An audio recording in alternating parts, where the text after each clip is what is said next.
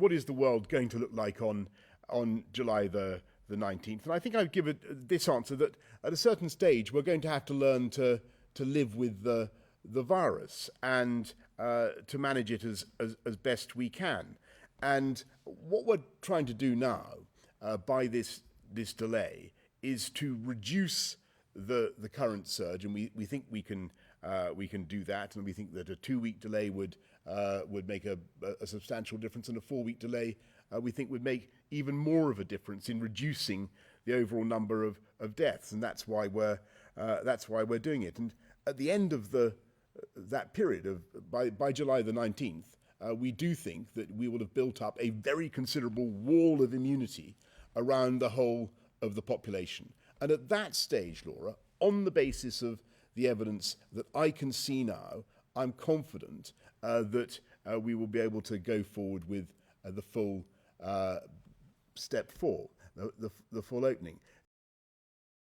On the vaccines, I mean, if you take the week of the 19th of July, all over 18s will be vaccinated or been offered the vaccine, then 8 to 12 weeks later, then everybody should have been vaccinated in that age group, so double vaccinated. So that's the sort of time scale, and it's worth really reiterating that these vaccines are really highly effective against the Delta variant. So one of the concerns that we might have had at the beginning was they weren't going to work as well. Well, first dose, not quite so much, but 2 doses very effective. And by getting to both more people over the age of 40 double vaccinated, which protects those most likely to end up in hospital or get seriously ill, and giving all over 18s 1 dose, that will reduce spread, because the single dose will put up another barrier to spread amongst the age group most likely to spread, because they have more social contact. So I think that's a sort of double protection that should be in place over the next few weeks.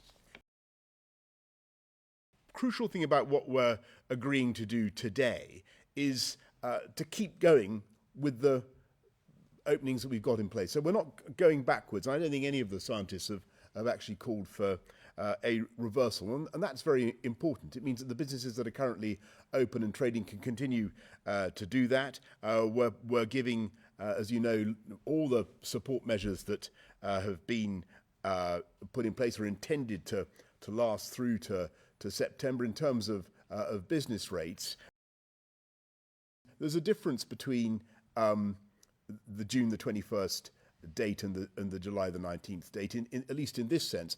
The June the 21st date was always a not before date. I do think that looking at in other words, we weren't going to take that step before June the 21st. But looking at the data that I can see now, looking at the scale of the vaccine rollout, I'm pretty confident that July the 19th will be, as it were, a terminus date, and that we'll be able to take things forward from there. No one thinks at the end of the 4-week delay the risk is gone. There will still be substantial numbers, there will be substantial numbers in hospitals, and sadly there will be some people who will go on to die of this. The question is a matter of balance. What are the things which is in a sense reasonable to do to eliminate avoidable mortality and overwhelming of hospitals over the short term, where if people died, it's not just a death delayed, it's a death completely averted? And what are the things where actually at a certain point you say probably we've done most of the things that we reasonably can, given that we will have to live with this virus, which will continue to cause severe infections and kill people for the rest of our lives? Where does the balance lie? Yes, Patrick. Well, so as Chris said, this is a virus that's going to be with us forever.